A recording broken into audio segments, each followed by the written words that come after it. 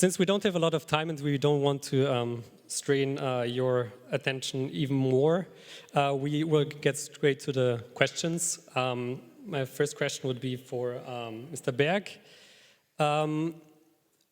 How can we overcome flawed market incentives? Often companies have the incentive of having speed and prioritizing it before quality, which means that they would try to bring something out quickly and then patches would follow, and so it wouldn't really be security in the post-math rather than in the design.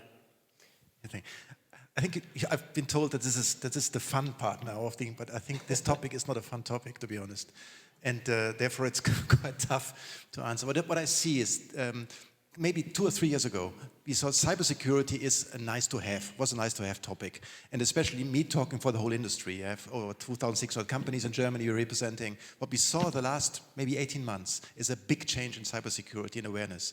Even the top management is very, very familiar with the topic. And we had a discussion a couple of weeks ago and we asked the companies, how many companies are attacked in the last year? And maybe guess, it was 88% of all companies in Germany are attacked the last 12 months. And this is not fun anymore. This is really not fun anymore. And if you see what happened in this industry, we already asked how much money do you spend? How much percentage of your IT spending is invested in IT security? And when I give you the number, it was in Germany, it was roughly 7%.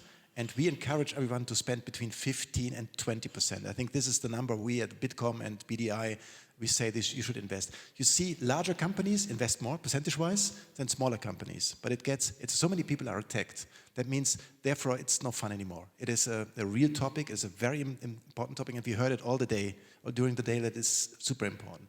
And what you see as well is maybe two, three more topics.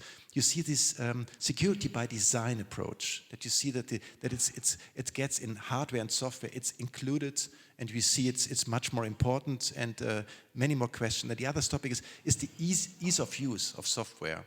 And what we all know, if it is not ease of use, your people don't use it anymore, don't use it the right way. They find other solutions, they use WhatsApp for other stuff. And this is something we see as well. It has to be ease of use. And maybe what we had, the last topic, it was discussed maybe two rounds before, there was a discussion about zero trust. And I'm really impressed by the US government, but they said, okay, zero trust by end of 2024 was what I've heard, it was 2024.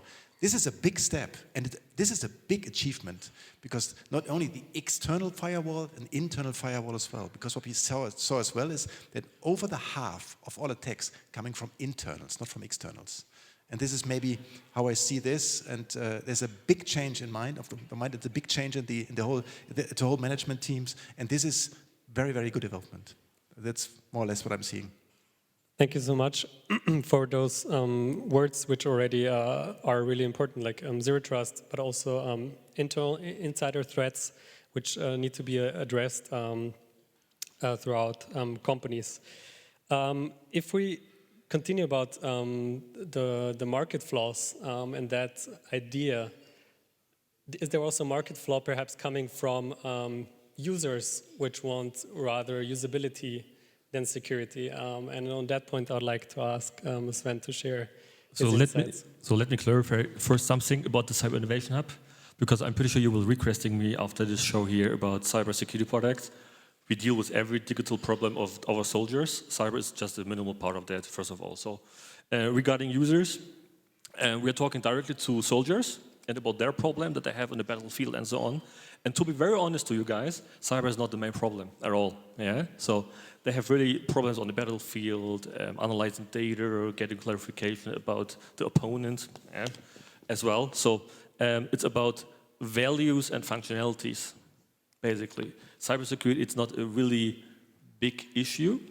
For sure, secure by design is always part of it, but it's not the main driver of innovation. So I think that's the big problem. And second, we should not blame the user, to be very honest. So I'm from Berlin, I'm now in Munich, and I'm a single guy, so I would download a dating app basically, and not asking about cyber and data privacy at all. I'm talking about and thinking about functionalities. So, and that's a big difference in the mindsets. So, and I can call you all cybersecurity guys. please try to understand the user. He's in the driver's seat, it's not you. And I think this is a very cultural issue as well in the cybersecurity community. I'm since 20 years in the cybersecurity company and then cybersecurity environment, and then I left because I think there are much broader topics for the end users than cybersecurity. Yes, security needs to be as easy and seamless as possible. I think there was the whole thing about how secure passwords are being managed and with special characters, and in the end, the conclusion came that it's better to have just long words which are easily memorable rather than have complicated passwords that nobody can remember, or it's even better to use than password managers. But since we've already mentioned usability, we have mentioned zero trust already a couple of times today, and also that Google was one of the first companies to pioneer this approach. So now as we have Jochen on this panel, perhaps he can share how that road started and how how you're implementing it currently. And to broaden the question, I would ask also, what are the latest achievements in security by design, in the hardware and in the software industries, and where do you see more need for research and development? Yeah, thank you. So indeed, I would consider zero trust as one of the biggest achievements in security in the past few years. Looking back more than 10 years ago, Google was suffering an attack from a nation-state backed attacker.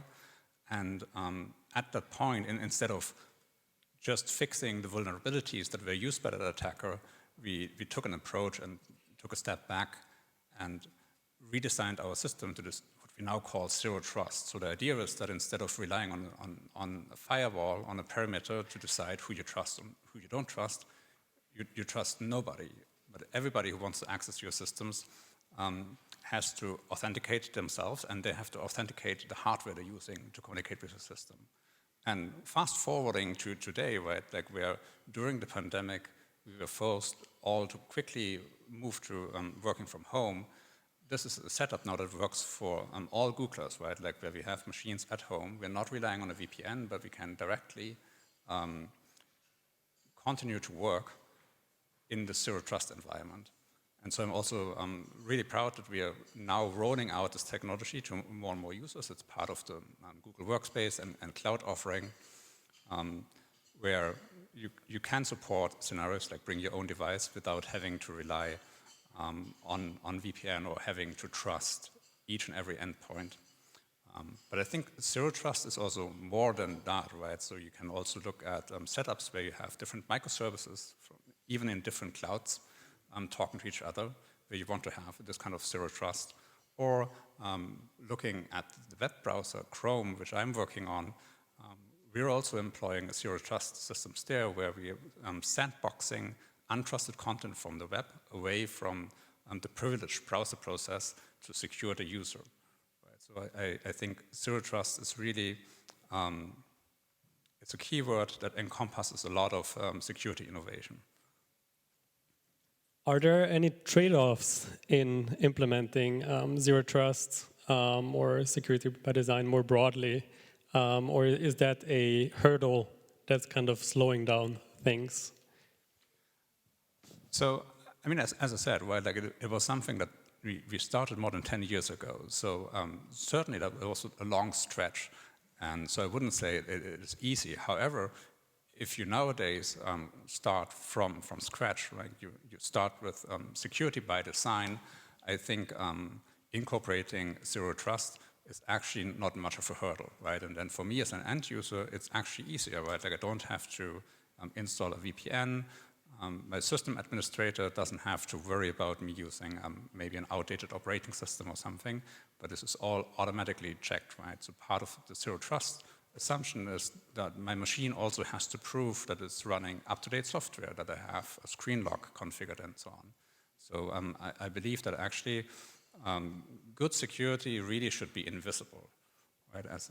As you said, the user in the case of myself, I want to work, right? Like I don't want to deal with complicated login sessions. And so really good security should not get in my way, but it should support me in what I'm trying to achieve.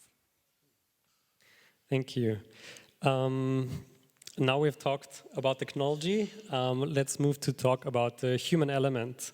And Mr. Schneider, we would talk also about organizational culture, and if you have to oversee large organizations, what is the role of employees in an organization's cybersecurity, and how do you establish good organizational culture and a sufficient level of cyber hygiene in large-scale organizations that you work for?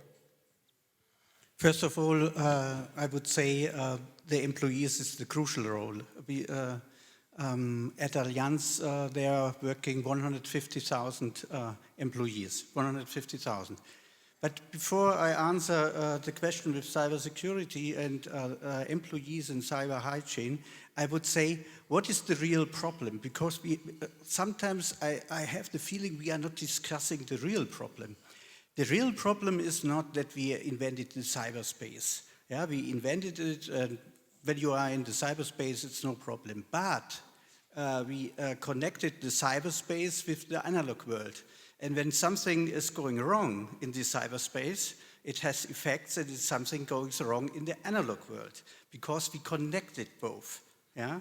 And this is, for me, the real problem, and therefore I buy in a little bit in this direction. Cybersecurity is crucial, yeah, it's really crucial, because you cannot allow, because I'm only discussing now business, when an application, a business application crashes, each and every business guy is saying, oh, what is my reputational risk, my operational risk, my financial risk, my legal risk when this is crashing. So it's very important for the business when an application is crashing, yeah? Doesn't matter which root cause. So how we connect now the analog world with the digital world? We connect it via employees, via people, nothing else. We connect it via people. And therefore, each and everybody has to get then an employee, an identity, and access rights. So everybody knows here in the room, identity access management is number one when you are starting a cybersecurity. But, and now cultural change, and we need this cultural change. I have not only access rights, but I have also access responsibilities when I go in. Of course, a sysadmin has much more responsibility. He has not only rights, but responsibilities. And this is, for me, the crucial point, how we make it happen, that it's not only access rights and access responsibilities. And then, okay, we have to make it with technology as convenient as possible. And my dream would be when the employees are saying, I will not go in the cyberspace without multi-factor authentication. I want to have it, and you have to bring it from the technology. And when the 150,000 would say, I will not go in the systems, I promise you, we would have huge investments to do to solve this problem for the whole company.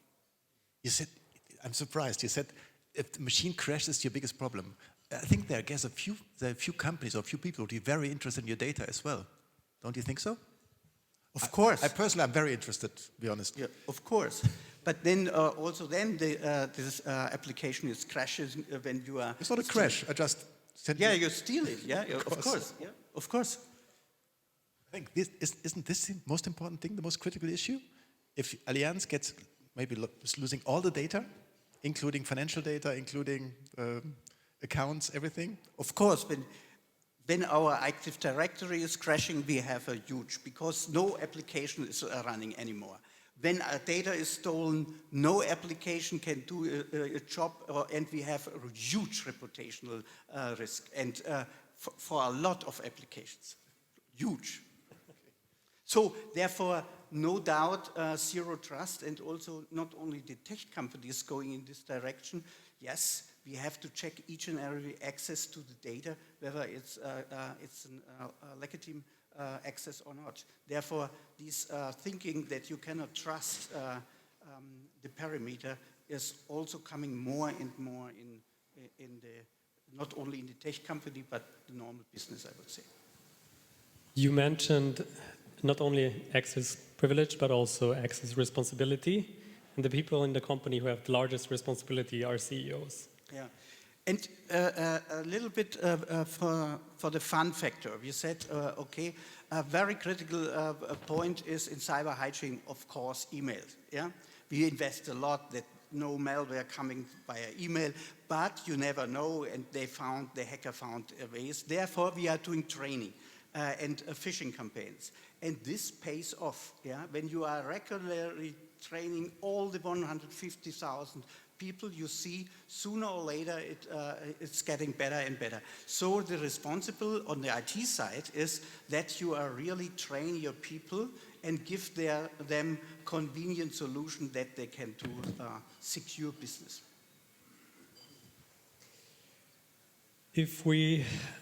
Something that I would also like to address here is as we've mentioned already earlier, the Ukraine crisis. Let's touch on it perhaps as well. And one of the larger organizations which has been impacted more considerably has also been the armed forces. Sven, could you perhaps elaborate a bit on how the Ukraine crisis has changed your work and the priorities in your organization? So as Volker Petsch already mentioned, my work is the same basically, because you have to understand when you work for or when you lead an innovation unit, a sense of urgency is always a part of your DNA. My guys are very paranoid because we don't know what's going to happen tomorrow. There's no cozy time in the hub, to be very honest. Sounds really strange, right? But we have China, we have Russia, and so on, right? So we have to innovate for the country, for Germany, for Europe. This is what drives us, basically. And I think this needs to be part of the DNA of many citizens in Germany, to be very honest. Because I think one of the main problems in innovation is if you fail, someone blames you. This is very German. But if you don't try, you will not succeed at all. So fail fast, fail cheap. And I would call that an innovation culture, a learning culture. And if you look on venture capital, it's a completely different meaning in the US and Germany. It's in Germany called Risikokapital. It sounds already dangerous. Yeah. In the US, it's venture. It's more adventurous. Yeah. So it's a mindset topic. And you can throw as much money as you like into the system. You cannot buy culture with money. And culture is the game changer. Because having not a right culture is the gatekeeper for everything. And I think some guy also mentioned, we have all the solutions in place. They're available, basically. But we can't purchase them somehow. I'm not looking to Koblenz, yeah? But... Thank you so much, Sven. I like to add what the Ukraine conflict for me or for our organization, what we learned, you can now do some things you never have done before. For example, in our EDR tool, we can do now an automatic rollout. Yeah, not testing everything before in each and every operating entity. We roll it out globally. And nobody is discussing this anymore, that this is possible or not. Or another example, I always said we have to monitor all our different Active Directory in real time. Yeah? And now, also the admins are accepting now, we monitor it now in real time, each and every Active Directory. So you see, you can now do things we dreamed since years in cybersecurity. But will it persist, do you think? Or will it persist? Will it go on? Or is it just like an immediate reaction, which will then again turn into less diligence and negligence? And yeah, because in the mindset, it is now a change in the mindset how vulnerable we are. And nobody thought about, before Ukraine, how fast everything can be changed, yeah, and the business is stopping, yeah, and we have operations in Ukraine, we had operations in Russia, and therefore you see immediately how fast the thinking changed. Also in the business, it's very important. It's not anymore an IT stuff because now they are discussing more and more secure business. And now you are an enabler for the business, and you are not a security tax anymore. What I've maybe you can give me some evidence. What I've heard from a few companies was since the 24th of February, the attacks the attacks growth was by 5 to 10%, 50 to 100%. It went from 3,000 to 30,000 attacks per day. And one company I asked, maybe is it the same for you? Is it the same with the Allianz? You see an increase of attacks in the last couple of months, or is it the decrease. same? A decrease. Decrease. Yeah. Decrease. Interesting. How do you explain that? Or Sven, sorry. How do you explain the decrease? Is it? I guess there is the energy is going in another direction, and the normal attacks you can manage easily, yeah, and therefore we see that, so to speak, the normal attacks, I would say, which you can block very easily, are going down. Yeah. Apologies, we have a bit veered off from the topic, so we'll go back now to security by design, which another big topic is open source software, the security in the design, but also in the maintenance of open source software. Because often, as with the Log4j vulnerability, it just hasn't been maintained anymore, or just like by a few people who have been doing it in as a pet project. And so I'd like to ask Jochen, as well as Google is also a pioneer in open source software. How can we make that better? Is there perhaps what we haven't mentioned today is also the role of the state? Can the state do something better to provide us with more security by design in open source software? Yeah. It's actually, as an open source developer myself, it's very important to me to make sure that we're not putting the blame on an individual open source project, right? Like many of those projects are actually, as you said, right, they're run by people in their free time. And so it is us who choose to use that software and build industry-scale software with that we promise to meet certain security standards. And so we can't expect those people that are contributing to open source software to just on their own meet the same security standards. But it's on us, both as companies using open source software, but also states using open source software, to ensure that open source software has adequate tooling to achieve security. They have adequate funding to achieve security, right? And we're living in a very interconnected world. Time to right. Yeah. Funding is like both resources, but also the time, right? And I mean, you mentioned cyber, right? And you can train your own staff, but cyber really means that we're living in a very interconnected world, right? And so you can train your own staff, but there are many components, the so-called supply chain security matters here, right? And so I think it's up on both the public and the private sector to actually increase funding for open source initiatives, right? I think we have, for example, here in the European Union, a lot of leading regulation in cybersecurity, but also resilience, but we don't have an adequate level of funding for open source security yet. And I think that's something where we can really improve. Perhaps also on a European level, right? To think at the bigger scale, not just individual countries. And then also even further, perhaps in the transatlantic community. Again, I think it's not like you wouldn't invest in open source out of an altruistic instinct, but really it is part of your supply chain, it is part of your security threat model. And I think only with that mindset we can start funding open source to the point to which we already now rely on open source for our security. Sven, did you still want to add something earlier? No? Good. But yes. I would say this is a great idea because we discussed so many times today that we have to collaborate. And open source security would be an ideal way that we collaborate each and everybody, cross-border, cross countries, cross business, to do and invest time and money to build open source security. This would be, then it's not a business model, but everybody can join this community. I would say a great idea.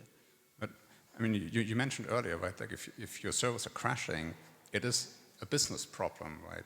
And so assuming that at least some of the software has somewhere open source in its supply chain, it is already a business case for you to improve security there.